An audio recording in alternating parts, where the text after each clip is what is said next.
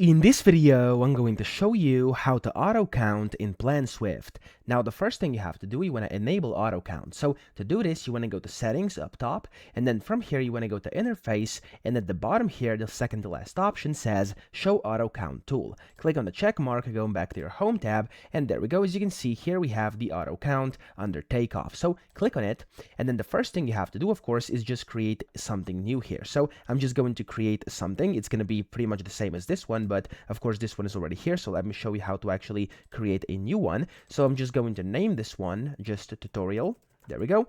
And then here you can of course select the color. For this, let's just do yellow. And then here you can of course select whatever you want it to be, like count, triangle, diamond, whatever. Let's just do diamond right now. And as you can see, it's going to pop up like this. And you can do scaled or not. That's completely up to you. I'm going to use scaled. And then this is your chance to now pick a sample. A sample is basically what you want to count. So if I do pick sample here, and if I zoom in, now let's say these things over here are what I want to actually count, okay? So these kind of triangle looking things. So I'm going to just go ahead and basically mark this like that. You can be very precise or not as much because you can edit this, and I'll show you how. So like this, selected, there we go.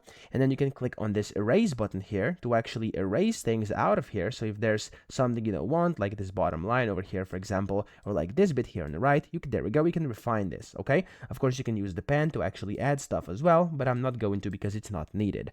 Now, after you do that, you can click on next over here, and then you have to select the area within which you want to search. So this is area 1 here, and I just want to search within this portion of my image here. There we go. Let's say that's going to be it. If you want to add a new region, right click on new region, and a new region is going to be added. You can then of course go ahead and select it. Now I'm going to click the delete button on my keyboard to remove this. Click yes, and we only have region 1. After that, click on the next button. It's going to start searching, and there we go. As you can see, there's a bunch of them.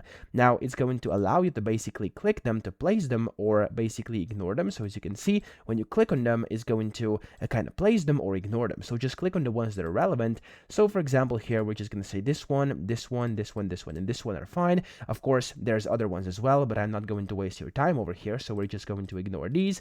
And then I'm going to click on place over here. You could do pick or you could do place. If you do pick over here, as you can see, it's going to basically kind of auto pick. And then if you do place, it's going to basically place. Now, of course, if you do pick, you can just pick these that are good. I can go ahead over here and then just click on the ones that are good. But if I were to actually go and just click on the place, it would place them in sight. So again, if I show you this, if I go over here and select this tutorial, go next, the region is fine, next, and then it's going to find a bunch of these. I'm just going to click on some of these random ones here. Okay, so it selected all of them for some reason, but still, let's just say that's now fine. I can click on place, and these are going to get placed here as basically yellow diamonds on my image. So that's how to do it. I hope this video helped you out. If it did, please subscribe to the channel and help me out as well.